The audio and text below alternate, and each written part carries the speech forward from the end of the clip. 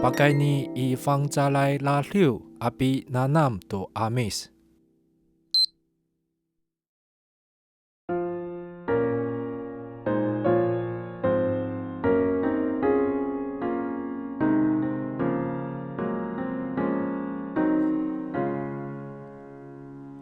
Wama patusukanu pasolinay kisu tapang numasanga ay utapang numutsal kalumaan I mapauripisu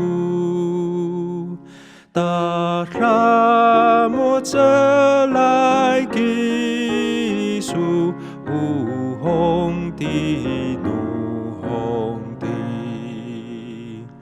kisu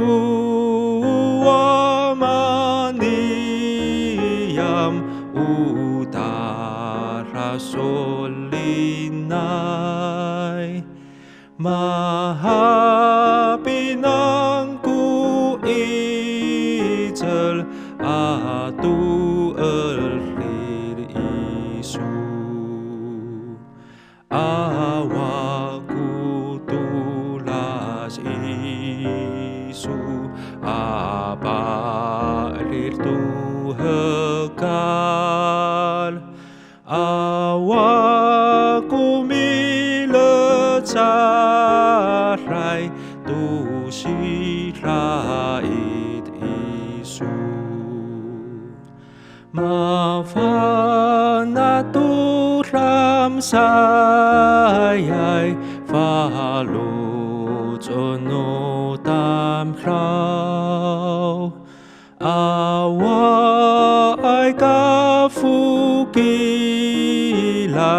numisuhawama umiklitay kisutu rarakatan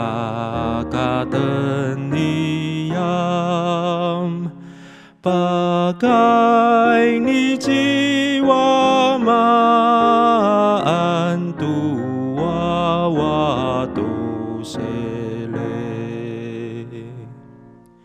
Amen.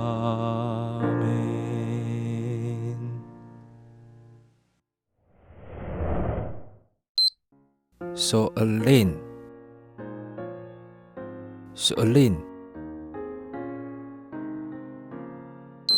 mafana